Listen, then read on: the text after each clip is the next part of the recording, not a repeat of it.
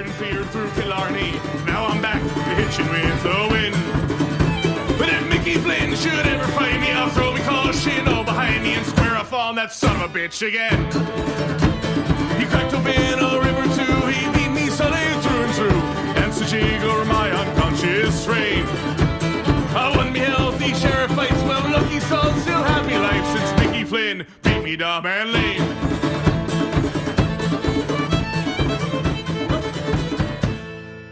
Ooh, we are chasing the pennant tonight. I am your host Shane, and I am joined by 3 additional hosts tonight. 3, 4, I don't know. There's several of us here tonight.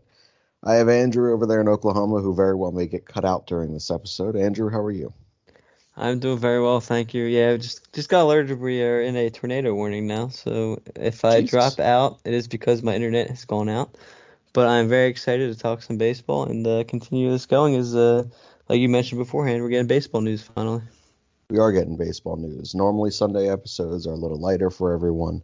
We're taking advantage of the news that's coming in baseball, so lighter episodes may come at various different points during the week, but Andrew is pretty much going to get thrown the topics first all night, just in case he does get cut out. Boric, keep your tangents to a minimum. We want Andrew to say everything he wants to say. And on that note, Boric, how are you now? Doing well. And realistically, I've only been on tangents when I've been pissed off, which has been these last 2 podcasts. Other than that, I had never really went on soliloquies other than when I'm pissed off. So when everything gets back to normal with baseball, not normal with health, but normal with starting the season, at least then we'll be back to normalcy with my speaking on a baseball podcast. Congratulations on the first ever use of the word soliloquy on this podcast. Other than by Shane. I was about to say. But yeah, that's kind of where I'm at because, we'll eventually get back to my normal pace of talking when there's some positive stuff to maybe talk about tonight with some of these funny takes we might have at the end. So we'll see. All right. And then you may have heard Rob interjecting there just a bit. Rob, how are you? I am doing pretty well. I got my coffee, so I've got a little bit of energy now. Just enjoyed a nice day out with my family. Spent Father's Day with my dad. Happy to see that he enjoyed the fact that I got him fireworks for Father's Day. So, yeah, all is good on this half right now. Good, man, good. And I know that Sean is enjoying some Father's Day festivities. Not that he is a father, but he's enjoying them with his father, we think. I don't know, unless his girlfriend had some news. And then Scott got caught up with some additional things as well, though I don't believe that he's a father either. But once again, who knows? Happy Father's Day to all the fathers who do listen to our show and all the fathers who don't. You're doing the wrong things in life, so if you stumble across this one, happy belated Father's Day to you as well. But we do have baseball news, kind of. This one came out of Phillies camp. 8 members of the Philadelphia Phillies organization, it was 5 players and 3 just general workers, I think, down in the Clearwater facility, have tested positive for COVID-19. 40 total players around the league at this point is, I think, the most recent number that we've seen today have tested positive within the last week or 2, and that's ramped up the importance of the negotiations that have come out. Now more than ever, we need both sides to try to find some sort of resolution and some way to bend that doesn't entirely compromise them for future negotiations in 2021 when this new CBA rolls out. Andrew, what are some of the news things that you've been seeing on the forefront of all the COVID things that have once again ramped up as the season we thought was going to near? Yeah, so there's been a lot of increases in various states, and the league realizes that. So they're starting to change some of the things that they were looking to do for this season. The DH, I don't know if you guys saw this, that they would continue to have the DH for this year in the expanded playoffs for 2020, but they would take that away in 2021 because they want the players to start thinking about it as fast as they can and just worry about this season. And I think that's something one of us alluded to on the last podcast was just worry about this year. And that's what they're starting to do now. That Manfred put out another proposal today, or not a proposal, but a letter to Tony Clark and the MLBPA with the adjustment of saying that the DH and the expansion of playoffs would be 2 things that would just be for 2020, and then in 2021 it would go back to normal NL rules, and the regular amount of playoff teams would be in play. So kind of going backtracking there from the MLB proposal originally of having that expanded into 2021 as well. And I think with the increase, obviously the players are getting a little more worried as well. That's another thing I saw is they were supposed to vote on it as a group today, but instead they are now waiting because they want to see how these cases continue to rise, or maybe if they start going down again, they want to see what kind of health procedures are now going to be put in place. So I think the biggest thing for me now is I think both sides are kind of getting alarmed and both kind of getting worried about a possible season just because of the increases. And now they're both trying to adjust in the fastest and best way possible. Absolutely. And we're seeing different tweets coming out now too. It's all been about the attempted position of some sort of leverage going into the CBA. And the players, I think, came from that standpoint that so long as some baseball is played this year, it will have meant that Major League Baseball has kind of adhered to some of their wishes or their demands on their side of the negotiation. With this most recent outbreak of what's going on everywhere across all sports, across the whole nation, this does put the season very much so in jeopardy, which does again kind of put that power back towards Major League Baseball, which does hurt the players. And now last week we were talking about, what's the difference between 70 games and 60 games, or 60 games and 40 games? Like, just get on the field. Let's see what happens. Let's figure this thing out. Now the pressure's increased just tenfold with the possibility of there genuinely, and forget baseball, there may not be any sports. Golf had a positive case on its first weekend back. We see I don't know if you guys saw the the ESPN alert or whatever, that the way it was phrased, that the entire Lightning, like anyone who's ever worn a Lightning jersey, caught COVID. It was so poorly phrased. But all across hockey, Austin Matthews, all these star players and major organizations, they all have cases at this point. And the NBA, we've talked about that a lot. This is tough. When we were this close to seeing sports maybe, right there on the horizon, we could begin training camp, we got something else coming up. This rears back again, and we continue to hear Fauci, and I'll go to Boric on this one because he's our Fauci guy, mention this. He doesn't recommend playing into October. There's going to be a second wave.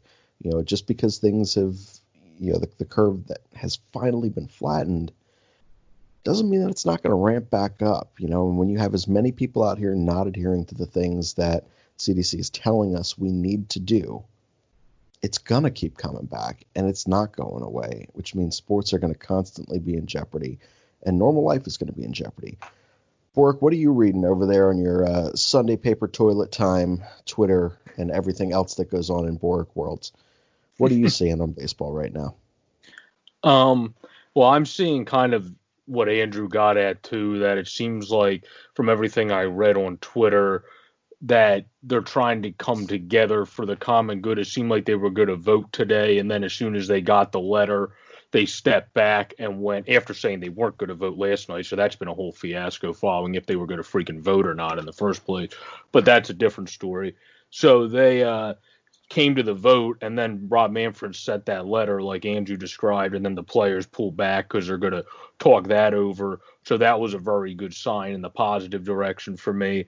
And the season's going to end most likely by the end of September because, like Manfred said, he doesn't see it feasible to play 70. I think at this point, the players don't see it feasible. And I saw a couple tweets from that, but I can't remember if it was from Nightingale or Drellich or like other people. I can't remember who tweeted it out, but players will probably be a little bit more susceptible to play less games now that they know of the threat of the virus upticking like it is now, especially in Arizona, especially because we had to close down the spring training facility. So I think that really is what struck everybody, and they went, oh, crap, this is actually something we need to get our asses just no matter what devoted to solving right now. So I feel Fauci has a valid point because the second wave's supposed to come by the end of, like, it depends on what doctor you listen to. Like, some are like the end of October, some are the beginning of November. So like, that all depends itself.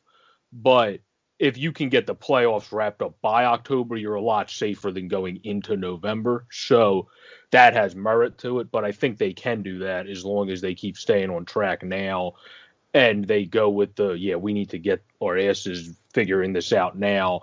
And what I like is the olive branch that Passon and Ken Rosenthal brought up. They're not going to keep the same playoff splits for next year and the universal DH if they don't play an X amount of games this year. So they're not going to keep the league locked in and players locked into something that they feel they're giving up, and then it would be giving up in spite of nothing if we don't have a postseason or the full season. So that's a good thing that I think is going to further us towards getting this done very quickly, probably by next Sunday, I would say, by our next Sunday show, potentially. I hope so. I do certainly hope so. It is a sign of good faith, and at this point, I had seen a tweet from a Cleveland sports personality, and I'm blanking on who it was, but it essentially called baseball, Major League Baseball and the Players Association, like the mommy and daddy of a divorce situation, thinking that each one of them has the best interests at heart and everyone can see through their shit. This is just one of those situations. I do have to apologize for just a few moments ago. I went on a rant that I had no idea where the hell I was getting at. I've drank a lot of NyQuil tonight, folks. Entirely too much. I'm not sick. I'm just never sleeping. And NyQuil does typically help that. And my dog's in studio with me. So I started speaking, and I had no idea at the beginning, middle, or end of my thought. So thanks for sitting through that 4 minutes of me trying to find that. While I was trying to find it, I did finally figure out where I wanted to kind of shape the next type of thing going. And this is for Rob. Rob, you've always been fairly outspoken in terms of being realistic in terms of what day-to-day life is. You were an essential worker throughout this time, so you were able to kind of witness throughout this entire process of the pandemic the different ways people viewed it. You saw when we were operating out of fear, and now we're seeing more ignorance, and we're seeing people who are just clearly abandoning the rules. We see another whole half of people who are now horrifically scared. We spoke a couple podcasts ago about players who would choose to not come back because they felt that it wasn't the right thing for their health or the health of their family or whatever their reasoning may be, but it would be COVID related. How has your chance changed, or has it changed at all now that we do start seeing these cases pop back up again? What kind of the side are you on at this point with the way that this pandemic is once again seeming to ramp up? My stance hasn't really changed throughout this whole thing. I've always said that I recognize COVID as an issue, and it is one. I've also always said that I think people generally are overreacting to it. I thought they were back in the beginning. I still think that some people are right now. Now, once again, that's not to say that I don't see it as a serious thing, because I do. It's very real, and it's very much out there. But I think that people need to, I guess when they judge this kind of thing, they need to kind of take a step back and view it objectively. Don't view it through the lens of fear, but also don't view it through the lens of, oh, we can just go out and do whatever the hell we want right now. That's basically how I feel about it. And relating it to baseball, yes, there is an issue with the 8 members of the Phillies testing positive and various players throughout major leagues. I think there was a report that one player from Toronto's 40-man roster had it or had symptoms, and he was actually at one point interacting with some of the Phillies minor league players. So that may be how some of the Phillies guys got it. I just think that with more testing, you're gonna have a lot more people who come back positive, and I think that the only reason the numbers, or maybe not the only reason, but the biggest reason that the numbers are spiking right now is because of the increased testing. So I don't think that the increased numbers in positive cases should be too much of an alarm for people. It might set things back in terms of getting baseball going, but I still think it's feasible to potentially get the season going at some point. Now, a lot of people are going to hear that kind of an argument, especially people who work in healthcare. My mother, she works in a hospital, and her hospital is COVID specific, so we haven't been able to actually see her. We've had to only speak on the phone. I've seen it. Several of our followers and listeners work in hospitals, and they say until you see the damage that it truly does to someone, there are 30-year-olds that are walking around whose lungs will never be the same ever again because of what this has done. Then you take a look and you say, because I know from my own experience when I was told that very statement, I asked my mom, who again works in healthcare, well, was this 30-year-old, a healthy individual? Were they someone who could have potentially been a professional athlete, like with the greatest care you can find? It was a guy who looked just every bit like you, a normal, healthy 30-year-old person. And that's put some fear into me. And you start looking around, and you have 125,000 deaths right now across this country due to this. And you're seeing these spikes again as we begin to start seeing, entrances into yellow phases and then the eventual green phase and all these different things. I don't know that we have enough information yet right now to truly say that sports coming back is a good thing.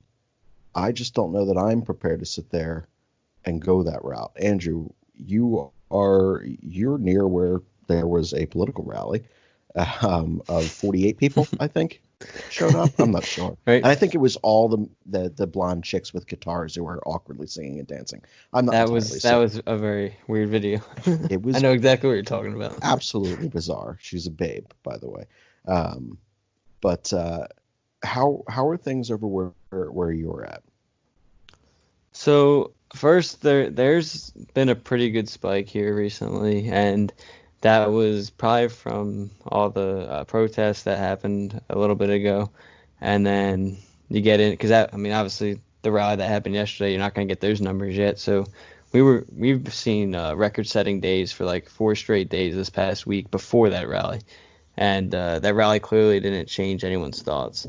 And my biggest concern there is the amount of people that are going into that crowd. If you look at like any videos from yesterday, pretty much nobody's wearing the masks. And that's my biggest thing is like, I understand like people want to get out there and stuff, and that's fine, but like you got to take it more serious and start wearing your masks. And that doesn't mean wear a mask around your neck like a lot of people do. That means like actually put the mask on in front of your face and your nose and everything and take it serious. And that's my only issue is like it doesn't seem like enough people are taking it seriously. And that's why you're going to start seeing these spikes, especially if when you're supposed to wear that mask, like you're not going to wear it right and stuff like that. So in terms of here, that's the big thing is like our numbers still aren't as bad as other states because we're such a small state. But so our highest number was this past week. I think our usual average was like just under 100, and then we hit about 400 like 3 straight days. So that's a pretty big jump. And I know there's more tests, so obviously it is going to rise a little bit. But they go from around 100 to over 400 3 straight days just seems like a big jump for me. Now think about it. You're mentioning how one of the biggest things and concerns that you have, and it's a concern that's all over the country right now, is those who are practicing ignorance and they're walking around without masks. And we're seeing all different videos surface, of people attempting to enter different stores, or different restaurants or wherever they're trying to go without the proper face masks or gloves or whatever is required for that individual establishment. That's protecting yourself to the best possible ability if you have to go out. Now, these athletes, we're not expecting athletes to go out there and perform and wear masks on the field. These are people that are going to be out there and they're just like Robin mentioned, just hanging out. You have a Toronto Blue Jays player who could have potentially impacted the entire Philadelphia Phillies organization, which then is just an umbrella thing. And who did this person contact? Who did this person see? Being on a baseball field, I don't know that it's realistic that we can safely put these guys out there and then ask them to go back out into society, even if it's basically a bubble where it's to the ballpark and back. There's still staff at all these facilities that are then going to go everywhere else. And you're going to put all of the staff in these hotels, all the staffs around the stadiums, or the news people. Like, is everyone going to be in a bubble? How does this work? And I just don't see a way, at least yet, that we can come back right now. Bork, where are you at with that thought? I mean, I think I was a little surprised when I heard about the case increase and then seeing them wanting to get back quicker, but I think it's because of what Fauci said, going back to what we said a few minutes back, because you're going to listen to health experts and doctors on if you think October's your cutoff. I think what I'm surprised I haven't heard with the MLB yet, honestly, which you heard a little bit finally, but still not enough of, is the possibility of switching it up and just playing in a couple more centralized locations that aren't as bad with cases rather than spacing it out. Because, like they pointed out it was actually on Fox because Frank Thomas pointed it out. And he said the MLB, we also have to remember, we go to another country because you got Toronto. So when we're doing all this traveling, that doesn't really gel with what's going on. So it would make a lot more sense to try to find a way to be in more centralized couple locations. Baseball obviously can't just do one or two, but you could probably do 3 or 4 or something like that, because that could potentially make you control it. And then if you can get your hands on some technology like that, those cool technology the NBA has to help track the virus, if players want to use that, that would also help and benefit you. Because I don't think it's that practical anymore to think it's going to work going in planes and flying to these, even though it's going to be close quarters and you'll be using the buses sometimes. I just don't think that's practical anymore to be traveling all over the place rather than limiting that as much as possible. That's the biggest thing I take from the health concern side of it. I think if you can limit the travel, you're making your best chance case of getting through the postseason.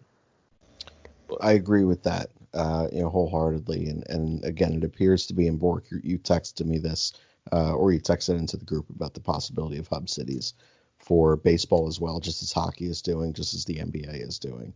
And that kind of brings us all full circle back to the fact that we're still in a negotiation period about, we have two sides that are still very much so not willing to bend.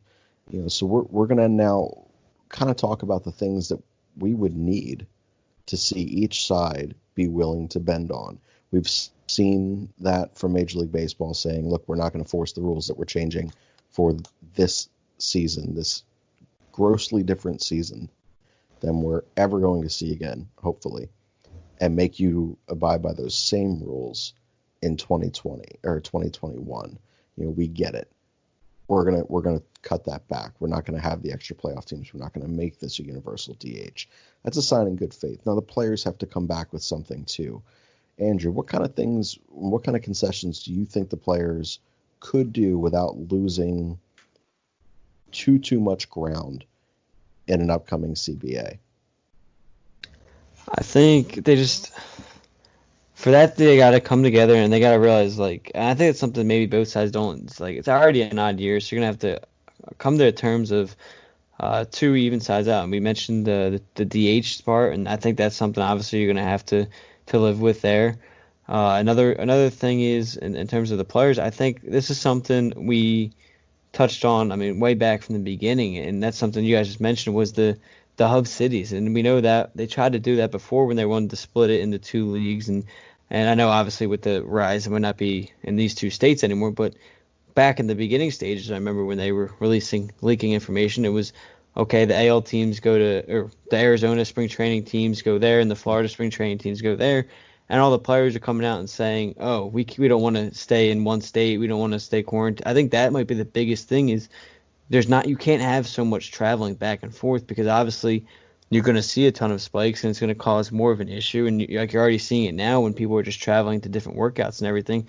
So honestly, I think that might be one of the biggest things the players are going to have to agree on, is going into a hub city. And I know how hard that would be. And obviously it's not, it's easy for me to sit here and say that that's something they would have to agree on. But obviously for them, they're going to have to be away from their family for however long that's going to be. But I think if the MLB works it where, I know before they didn't want to let the family, but if they can kind of come both sides, the players agree on going to a hub city and the MLB kind of agreeing, okay, allow some of the family to go if they want to. I think that might be one of the biggest things, like outside of obviously the actual playing field, because I think at this point you have to agree to going to just certain cities, because as hard as it would be, you can't afford that travel. And I know it's easier for the NBA guys to do it because it'd be less time, and obviously a place like Orlando and getting to stay in the Disney resorts rather than some random city where you don't feel comfortable.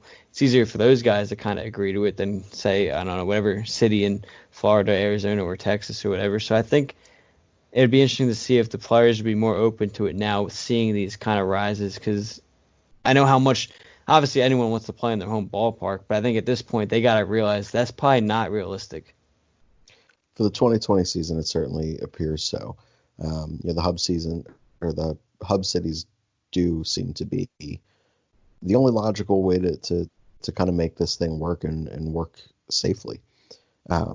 Obviously, it's a conversation that's difficult for all across the board for sports. We could take the Sixers, for example, a team that is almost impossible to beat on their home floor. Go on the road and they're awful. They're an absolute train wreck. You learn how to play in your city. You learn how to feed off the energy of your city and your crowd. In baseball, you know the dimensions of your ballpark. You know how to pick up the pitch better because of the batter eye that's out there in center field. Like, there are just certain things that make sense, and then to go and to play in some sort of a neutral site every single day, it does have that feel of that AAU you're growing up kind of thing again, and you're just going to play on the same. Not that it would be a shitty field, but it wouldn't be Citizens Bank Park. It's just kind of a cookie cutter to baseball design. Go throw them out there and see what happens. And I just think that. What's up? I was just going to say, though, before I forget, in response to Andrew, though, with hub cities, you're going to be missing a lot of players. I just realized with that, though, because I think it was on Evan Drellich's article. You have guys like Trout, and then you have Cole, you have Wheeler, and many people that have pregnant wives. If you have to be away from your family for a couple months before they might be allowed to come in with you, if they find a way to do that, you're probably not going to have anybody go in those situations. They'll probably be the people that opt out. So that's something that just dawned on me from reading that article a couple of days ago that I figured I would bring up. Yeah, well, they say it'll be a 14-day wait. If a player has to leave the team, they'd have to wait 14 days to rejoin them. Yeah. Yeah. But I don't know if they would go, because depending what the rules would be they might not feel comfortable going back to their wives, that having their kid if they were just around everybody. You know what I'm talking about? Well, that's the thing. They might choose. If you knew, for argument's sake, that your wife was due, on the 15th of the month, effectively, you would have to leave your baseball team, be in quarantine for what, the 2 weeks leading in. Yeah. So say it was September 1st to the 15th. You'd be there. You're not going to leave immediately after. So you're probably there for the first several weeks. And then you got to quarantine. At that point in a shortened season, like, you're just not going to play. And I think that, and I'm pretty sure it's the NBA, and Andrew, you can correct me if I'm wrong on that. But I believe the NBA has said if you do not feel comfortable going to a hub city and playing and finishing out the season, that you will not be penalized for your paychecks. Like, we get it. Like, we're not going to force you to go and show up right now. Is that the NBA that's doing that? Yes, that's correct. They basically said that if you don't feel comfortable, if you already have a health issue, whatever that might cause it to become more severe, you have the right to waive not waive your contract, but like waive that you don't want to go, and you won't be penalized at all. And I think that's what baseball needs to do in certain circumstances. It's a little bit. I'm sorry. It's a little bit different for the NBA, though, because they've already finished the majority of their season. So the players have already played and earned, 85% of their contract? It's up there for the regular season. Yeah, they're just entering bonuses now. Yeah, so that's what I mean. It's less for the NBA to just pay off the rest of the contract when the guy's only going to miss, hypothetically, a few games. It did say in the article, though, people with family members that would be considered high risk or pregnant wives are also added to people that can opt out of the season now and still receive their salary in the MLB. It's not just players that are high risk because of health considerations themselves. So I think that's also why I think those types of players probably won't report. So the Yankees might not have Garrett Cole. So.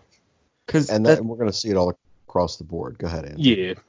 I was gonna say that's one thing I wanted to respond to Joe about was I know with the travel, if you're in a hub city, you have to sit out too. But like a lot of these guys, even if they were gonna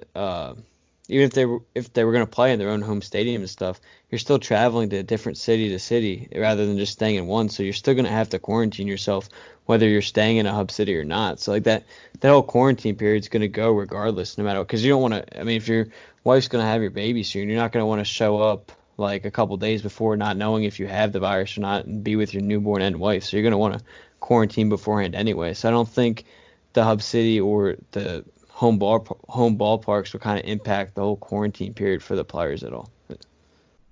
I agree. Yeah, you're probably right. Yeah, that makes sense. So with all this, I wanted to revisit the topic from last pod where we tried to find different ways to make almost to save baseball. This is like a Dear Baseball moment, you know. We all can sit here and we can say what we believe the players need to do, what we believe the owners need to do. You know, at the end of the day, it's been more of a rant versus a constructive argument. And I'd kind of like to set that rant aside and go with that constructive argument. You know, I'd like to sit there and pick each of your minds as to what you believe could make the on-the-field game a better product.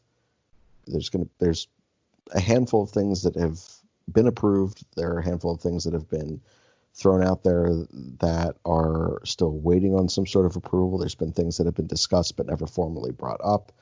And then I'm sure we all have certain little things that we would like to see changed or brought back. So there's the on-the-field product, and I want to discuss that. There's also the marketing strategy and the ways that other major sports organizations have continued to advance with the times and get the most out of what this kind of state of the world is in terms of media and entertainment that the MLB just hasn't done. So I kind of want to poke everyone's brains on this just a little bit. So let's start with the on-the-field product first. Andrew, I'm going to start with you since you had brought up initially the potential expanded playoffs and the universal DH being a 2020 thing only, and then they would return to normal baseball for the next season before that CBA contract talks come back up again. What types of things would you like to see for the on-the-field portion to make baseball a better product? So first, I mean, a lot of complaints we hear is the time of the game. So I think if you can limit a lot of that kind of stuff in terms of, and I know this would take a lot to kind of convince the players because they love the warm-ups and stuff, but when you change pitchers, instead of, I mean, they throw how many warm-up pitches in the bullpen before they come in, and they finally get called in, they throw another however many tons of warm-up pitches. I mean, I think if you can maybe limit the amount you let a reliever kind of warm up, you can cut the game down in terms of that a little bit. So, like, that way you're not wasting 2 to 3 minutes watching them warm up once they get into the game on top of whatever they did in the bullpen.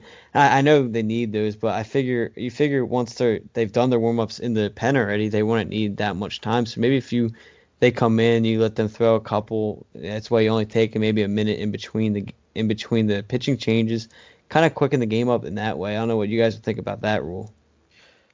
I actually always had a separate argument to that, or like an enhancement, because I always said if you're throwing in the bullpen, it's a very different feel to what it is. Like you're throwing the appropriate distance, but you're throwing from the appropriate mound height, kind of, but it's just this like clay figure that never changes. And every starting pitcher, and I don't know if you guys know this, but every starting pitcher has the opportunity to kind of have a mound built on their starts for their home starts specifically to their needs. So like Jamie Moyer always liked the soft landing spot, so it was kind of more dirt and less clay. Other guys liked a harder landing spot so that they definitively knew where they were going to go. It was all different.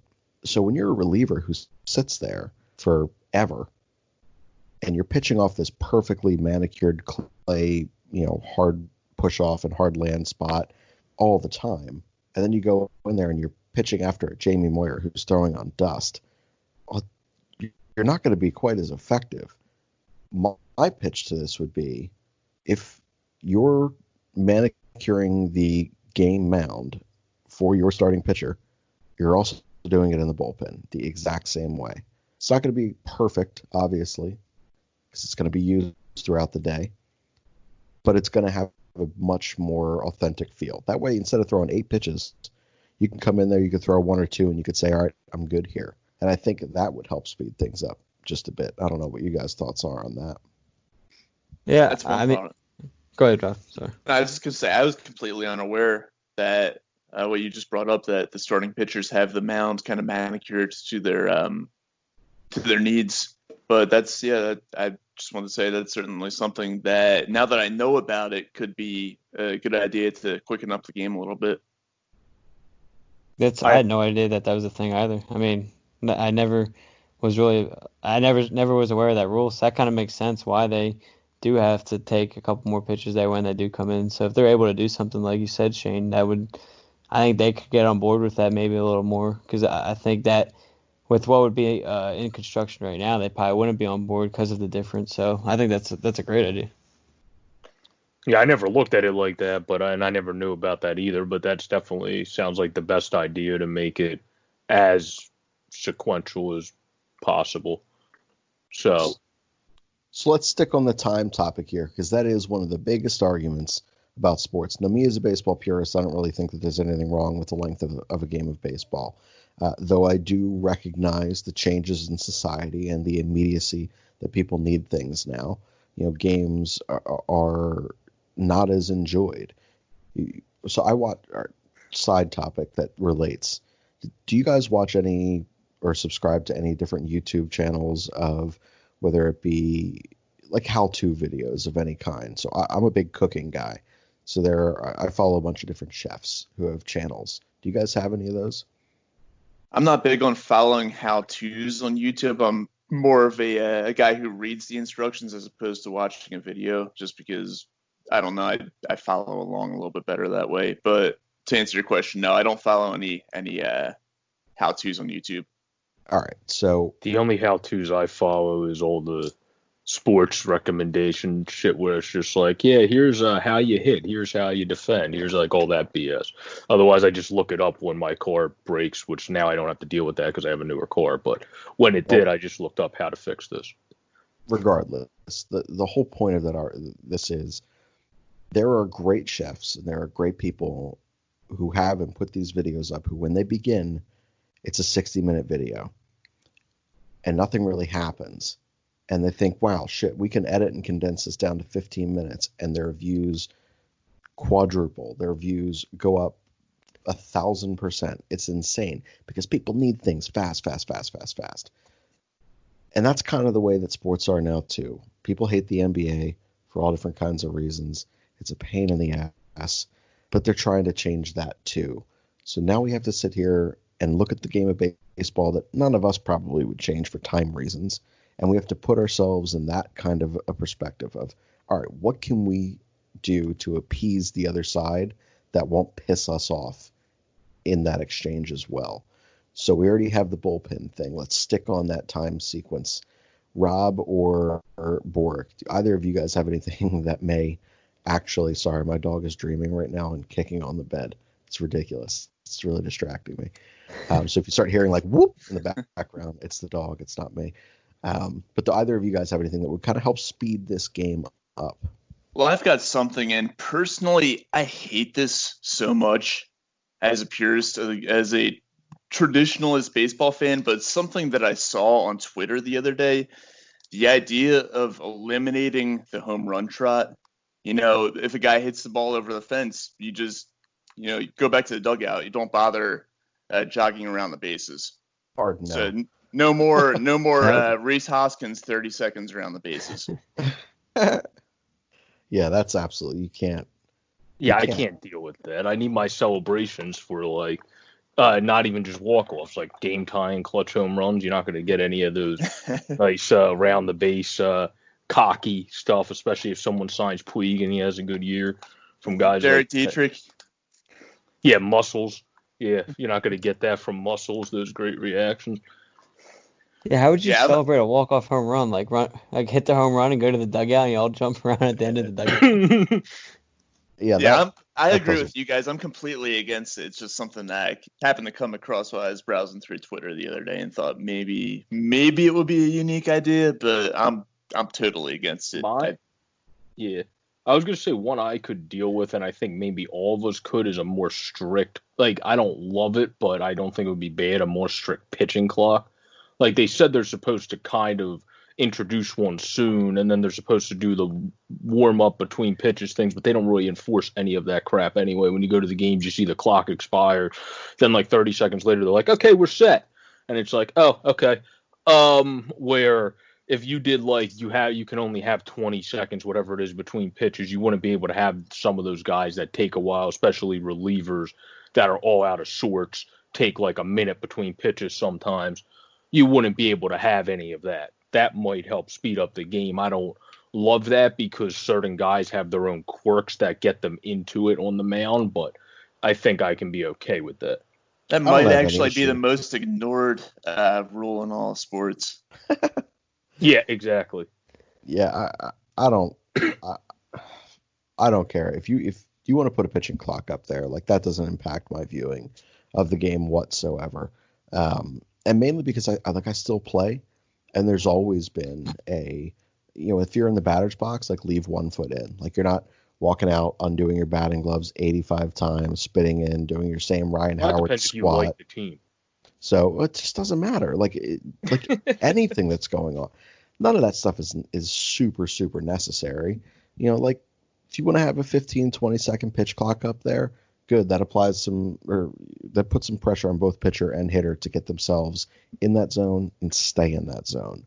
And I respect that. Like that doesn't impact my thing at all. So if that's something that begins to suddenly be adhered to by players and umpires, cool. Maybe it shaves 6 minutes off a game and someone can, I just don't care.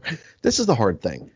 Because I know the I number just they're said going to that. look at is the overall at the end of the season, though. That's what's going to please everybody, not the Right, number but it per game. doesn't. So. Like you're going to sit there. What's the difference? All these things that we're going to shave. This is penny pinching. At the end of the year, like we're going to go from averaging a 2 hour and 42-minute game, say for argument's sake, and it's going to go down to 2 hours and 28 minutes. And like, is that going to make all the difference in the freaking world? No, this isn't sex. This is baseball. Hey, don't underestimate the importance of 6 minutes, though. I can't count how many times I've gotten back to the train station in Philadelphia after a Phillies game just to miss the train back to Doylestown by 1 minute and have to wait a whole nother hour. Well, if trains had a quicker refract rate, that's a high quality sex joke right there. And neither of you, all three of you didn't laugh. That's very disappointing. Let's stick on the time sequence thing here, since again we're shaving seconds for no freaking reason, but we're going to do it because we care. What else do you guys have in terms of maybe shaving some time off the clock? I would say you have to think about something for the replay rules. I know that's not physically like the actual game play-by-play right there in itself, but you see. I mean, they go to the manager and they go, okay, you got 30 seconds to make a decision. And then it's like 50 seconds later and they're still waiting for the manager to make his decision. So it's like you have all these rules, but you don't implement them. Like, and I don't know what the penalty would be if he doesn't get a decision in, but like at minimum, once it hits 30 seconds, like you got to start turning away and just call it like whatever. Because once that 30 seconds is up, you need a decision. And then because they wait a minute to make a decision and then you go into the replay booth and then the replays take like 3 or 4 minutes just to figure out what the call is. So I think if you can somehow speed the replay up, that would be another impactful way for the league to kind of speed the game up itself. I have a perfect penalty for that, too. What's your penalty? If you have universal DH, if they don't do it quick enough, make it that the pitcher spot has to hit the next time in the lineup and maybe even there on forward as the penalty, because that'll make people be pretty quick with their thing. If they have a universal DH, they're not going to want their pitcher spot hitting. So I actually don't hate that rule at all. That's actually kind of interesting. One thing that I was going to say is you could tie everything that we just had in together. One of the things that I love about baseball is the fact that it was probably the last to kind of grip with technology and how fine everything is.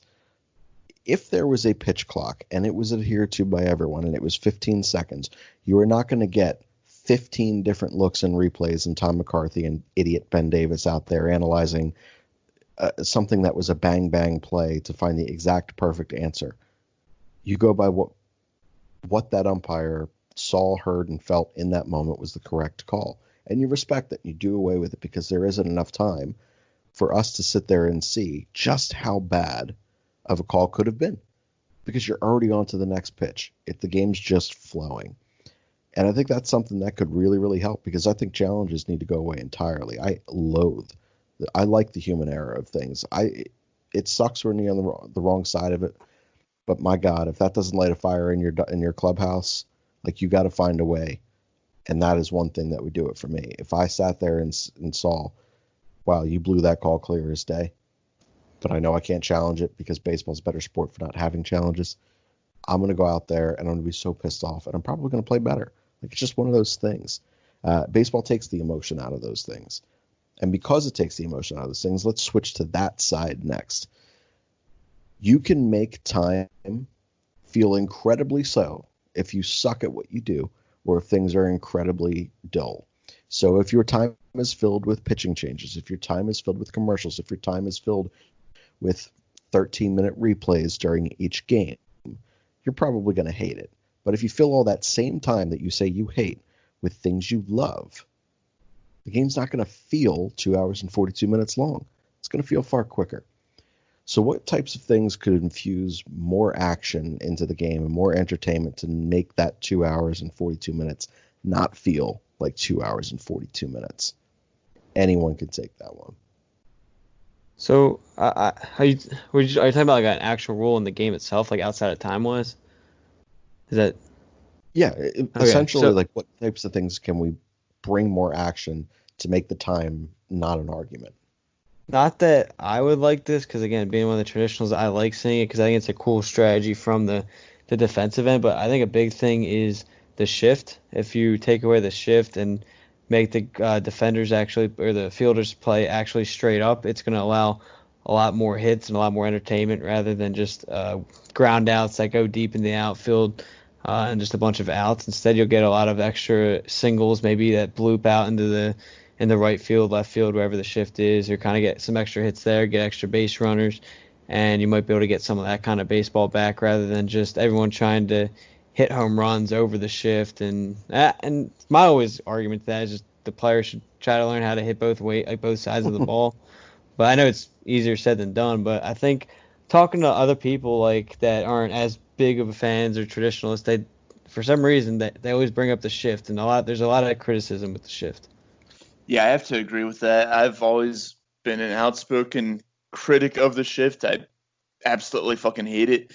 And I've said numerous times on this show and also in the Phillies shows and Capway Trust back in the past that, yeah, I hate the shift, and I think it needs to go away. I think it's hurting baseball. I think you need to have the shortstop always to the pitcher's right.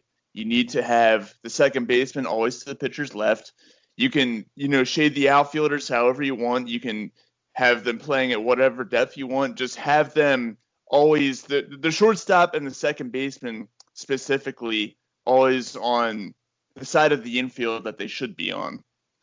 Because I think that kind of what you alluded to, the shift has turned baseball into a 3 true outcomes game. Walk, strikeout, home run. It's so predictable that it kind of takes the excitement out of it, takes the unpredictability away from it. You don't have the guys who can hit singles and then steal bases and manufacture runs, like you did in the past, which is that was fun to watch for me. It was always fun to see a team go out there and, put 8 or 10 runs up on the board without needing the home run ball to do it. And I love home runs, but the only way you see runs scored now is by the long ball, and it's too one-dimensional. I think you need to get rid of the shifts to make the offensive aspect of the game no longer one-dimensional, and that'll bring back a lot of fans. Doesn't it feel like baseball's always been a game of adjustments? Doesn't it feel like the shift and then the way to beat the shift becoming the launch angle kind of feel like the last adjustment that's ever going to be made? Yeah, it feels like the end game.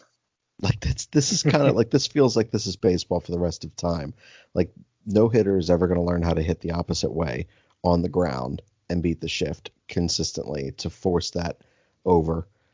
And even if they do, or defenses and opposing managers are still going to say, well, it's not a home run. Like this, I've always been able to see through all the phases of baseball, through all of the different changes. I can see how they can rebut this. I could see how this is going to be defensed. I don't see this one going away. Like this to me, and I could take it or leave it. Like I could see the argument for both sides. And I know that's not the sexiest thing to say.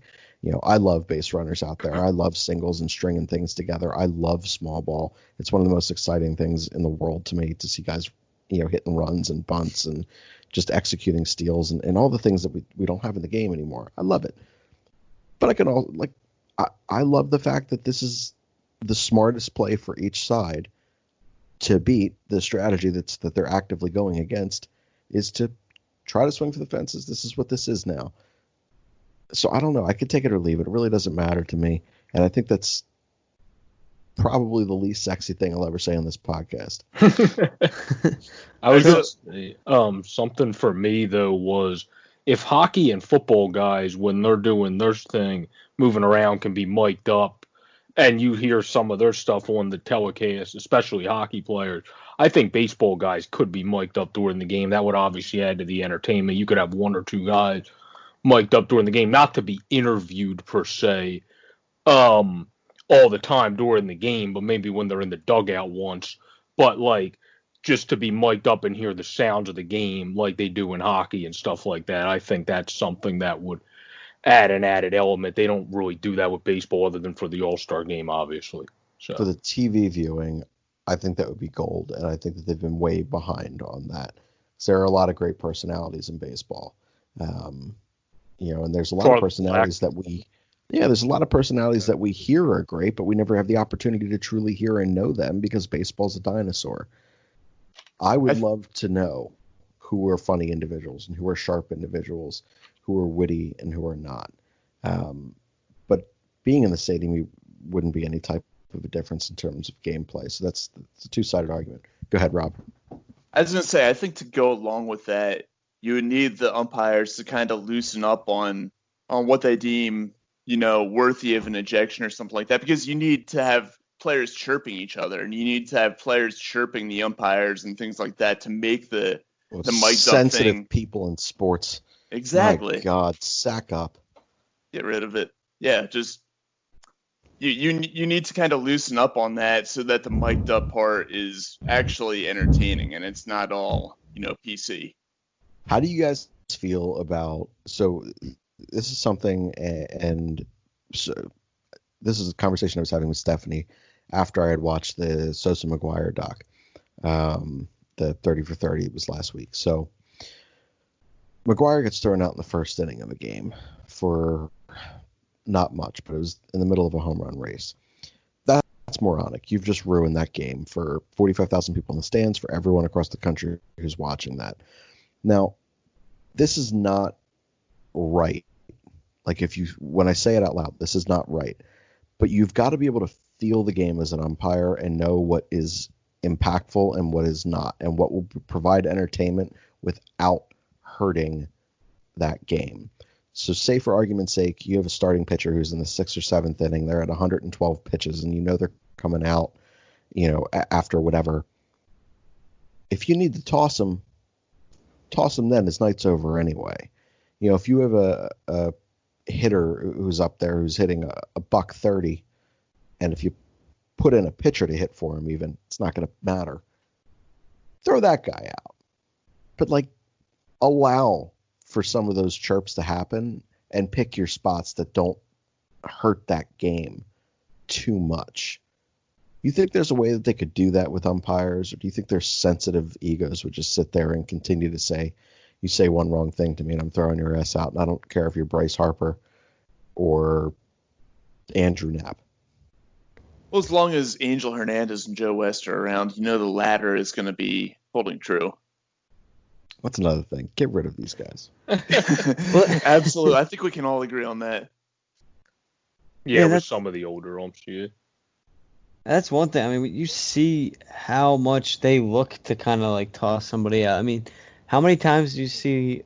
I mean, say I don't know, whoever's up gets a bad call on them, and then obviously you hear the dugout start chirping at the ump or whatever. So the next guy comes up and like there's a questionable call or whatever, and you know the ump probably made that call kind of against whatever that dugout was chirping about, and he kind of instead of just like making the call and then focusing on the game, he kind of like stares the dugout, like waiting for them to say something, or then he takes off the mask and like waits for them to say something bad so he can like eject them. Like I hate when you kind of see that because it's like now the umpire's more worried about ejecting somebody rather than actually worrying about the game itself.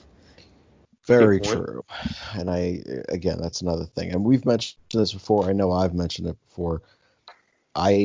Accountability needs to happen all across the board. If it happens to all of us in our jobs, it needs to very much so happen with them and theirs. If players have to answer to the media night in and night out about the things that they do right or wrong, or successfully and unsuccessfully, umpires can do the same. And their job is incredibly difficult. No one likes an umpire. Like, that just doesn't really happen. They're like signing up to be a loathed human. Like, it's just, I don't envy them. To just put it that way, I don't envy those who are up there. That being said, it is what they've signed up for. And if it becomes apparent that these guys become more about their ego than anything else, they got to go. Like, there's got to be some sort of thing that the fans can see happen. So if a Joe West is out there and you see his fuckery happening over and over and over again, we get him to say I've been suspended, or we get the head of the Umpires Association to sit there and to say, look, based on this event, and this event, and name the specific events, we've decided to suspend him without pay for whatever the next 2 series that his crew travels, whatever it may be, but show us something, because these guys walk around like they're bigger than the game, and they're not. Yeah, Well, I would say oh, go ahead. I would say going off that, and like you said, I would love to see them kind of speak after games like players and coaches have to. And then another thing, I know a lot of us talk bad about him, but I'll never forget the one game when Jonathan Papelbon blew a save. He looked like he threw a couple strikes in a row that would have got the batter out, and instead the ump called it, I forget who the ump was, but he calls it a ball, and then after the game and Papelbon ends up giving a home run to blow the save, and after the game they're asking him about it. And he said they should be held accountable where they blow so many calls. It's just like I can't do my job. They send them to the minors. That way they're still working. They're not suspended. It's just like a player, because you have the minor leagues there for players. I mean, you can have them for the umps as well. Wasn't good for a whole hell of a lot, despite the fact that he's somehow still the active save leader for the Phillies, but it's good for that. And I do more about look, the We don't have franchise than another anything. guy that's gonna take over yet. But I was gonna say it's an easy fix. You just got to get one ref that'll become a face. You have to have a guy that'll become a face like PK Subban did for hockey, and have a baseball trivia show. Have a ref that becomes the Wes Macaulay of it, and then would be great because God. then that because I didn't like him, and then now I do because he's on a show. Worked out great for him. Great guy now. Love him. He could make a bad call against us. Wouldn't hate him right away just because of that show. So, have somebody step up, have balls, and get on a show with trivia and have somebody lead that. Harper could lead that. He would be amazing hosting a trivia show, messing with people as he's hosting it like PK does. So get Bryce hosting a baseball trivia show. There you go. I got him a job while he's waiting for Man's got a job. He just has to sit there with a PlayStation controller. We're approaching an hour here, and I have to apologize to all the listeners because I come into this particular thing and I have so many thoughts that I want to get out on this particular topic that it never remains organized, and we always end up getting caught on one thing or another. And I feel like this is another topic that's just going to get carried over to future pods as well. So I think that at a certain point we're going to have like a legitimate like CTP meeting, like just through the text or email or whatever, about different proposals and write our own rules and regulations of baseball or changes and submissions to baseball, both for their on-the-field product and for their marketing and strategy product as well.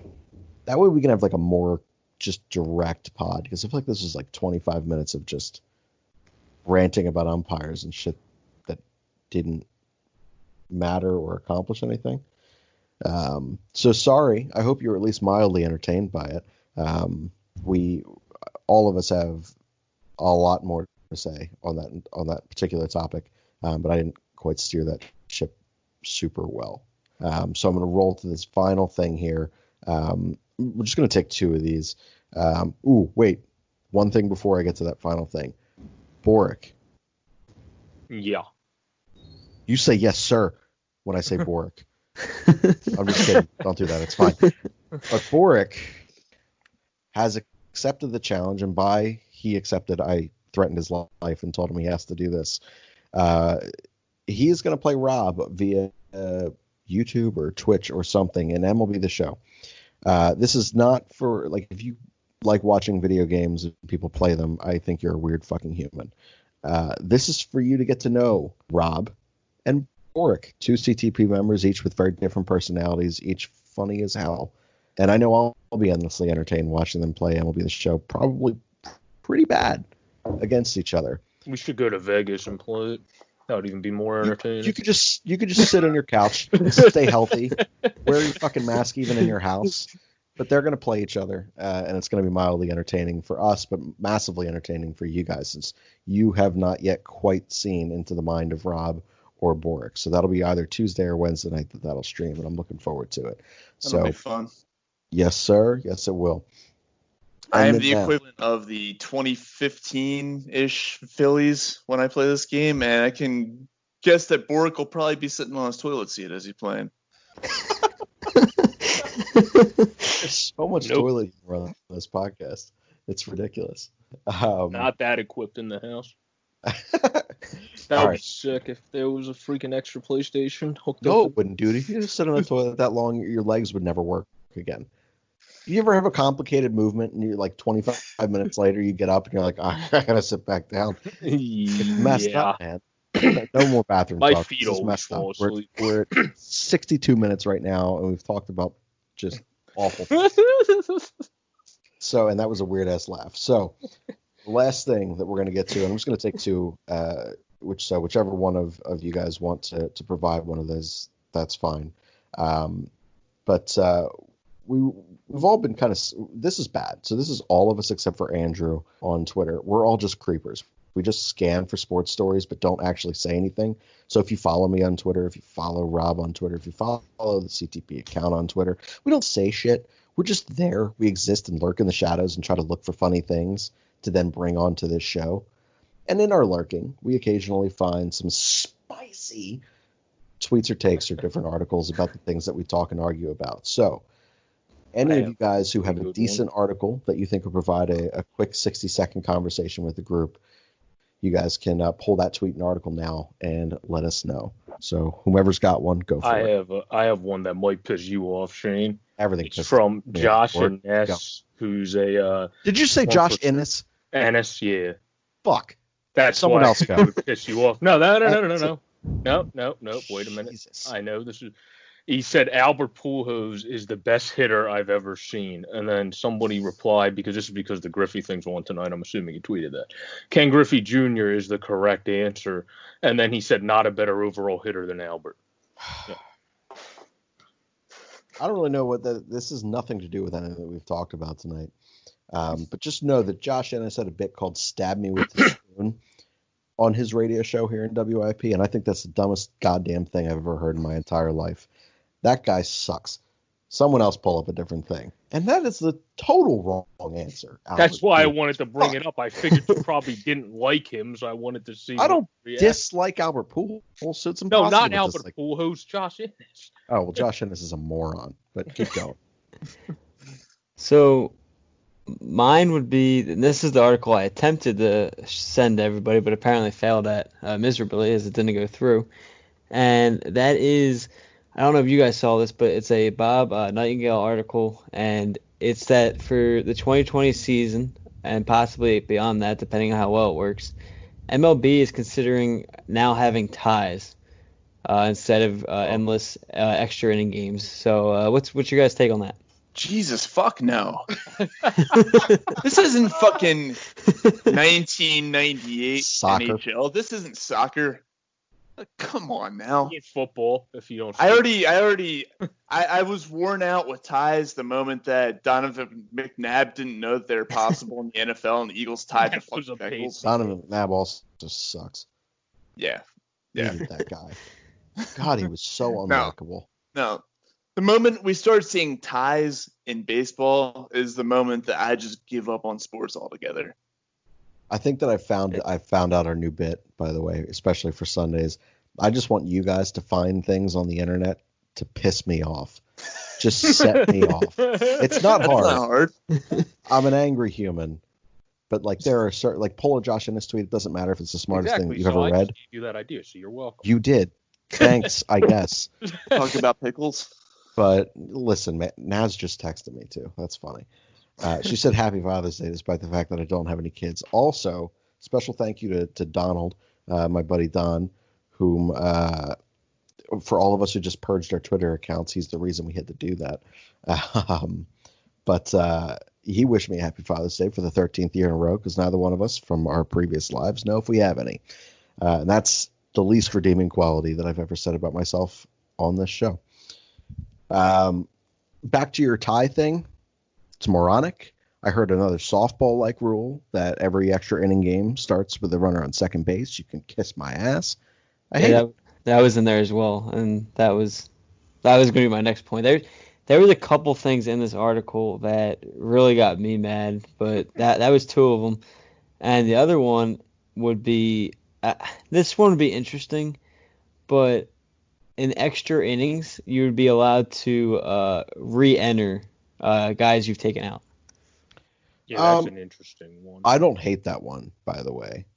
I've always actually been pretty okay with that, specifically because it's like basically it's like softball rules. Like you can exit a game and then re-enter, but the person who had come in for you can't re-enter later, and you can then not leave the game and come back again. But like imagine 2008 when you sat there and you put in, like you took out Pat Burrell for like a defensive replacement, Eric Bruntlett or something, and the game goes to the 14th inning and his spot comes back up again, and you're like, well, I'd like to not see Eric Bruntlett hit right now. I'm going to go back to Pat the Bat. Great. No. It's a good thing in 2008 we had a perfect closer who prevented many of the situations from happening. True. Yeah, 100%. But 2009 is a different story when you take, I don't know, maybe Ibanez out of the game and you put, Bruntlett out there, and Brad Lidge with the 7+ ERA that year blows the game, and then you come around to extra innings and you have Eric Bruntlett hitting instead of Raul Ibanez. Then you've got a problem. Thanks for good memories. Sweet God. But then we don't get Vince Velasquez throwing out people from left field if that happens. Dude, what an awesome thing. Dude, we were Vince Velasquez should just go the Rick Ankiel route. He's such a good athlete, man. And I know other people really dislike Vince Velasquez, and like, don't get it twisted. I have no interest in seeing him pitch in the starting rotation for us ever again. But to me, I've always found him to be a fairly likable guy, quirky as he may be. But like, he's just he's an athlete, man. Out there playing left field, throws a guy. He's insane. He can hit a little bit. He gets hit on his right arm by a ball and throws a guy out with his left arm. The only other person who does that is Shane Mead. Like, it's ridiculous. Also a high-quality joke right there. Yeah, you just slid your I'm own little ambidextrous. I got to do my thing. There. Yeah, well, every once in a while. Anything else in that article, Andrew, that you had? No, just the rule, if they do the runner on second to start the inning, it would be an unearned run. It would be counted as an unearned run, and the scorer would put that he reached on a fielding error. So I thought that'd be interesting because you're going to charge the team with an error, but it's not really. So like the error statistics are going to go up like crazy. Yeah, that's shitty. Imagine losing a perfect game by that. That's a terrible. It might have been extra error column. Who was it? Was it Rich Hill? that had that? He went into the 10th inning. And then he lost it all. It was And a he lost it walk-off on a homer walk-off by home run, yeah. current Philly Josh Harrison. Right. Gosh. I remember I was actually at the bar down the street, and that was like the only game on because the Phillies were losing like 17-0.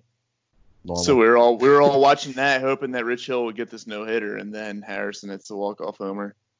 Shitty. Happens. Shitty. All right. Anyone else have another article point or anything that they wanted to share before we wrap this one up? I've got a Buster only, as I almost said Buster Posey. Got a Buster only article from a few days ago, in which he basically outlines how he would like Rob Manfred to address all the owners throughout the MLB. And I'm not going to go through the whole thing because it's fairly lengthy, but one of the points that he mentioned is that the owners need to be willing to budge on the amount of games played.